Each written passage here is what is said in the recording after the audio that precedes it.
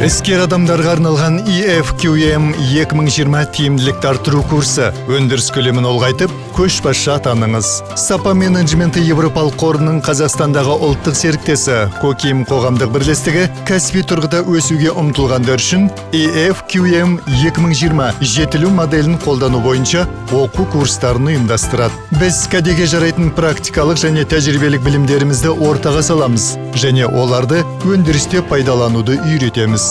Бұл өз кезегінде сіздің құзыретіңізді және кәсіби беделіңізді арттырады. Курсты тамамдап, тренинг және тестілеуден өткен соң EFQM халықаралық ұйымының және Коким Қазақстандық сапа және инновациялық менеджмент ұйымының сертификатына ие боласыз. Ұсыныспен мына сілтеме арқылы толығырақ таныса аласыз.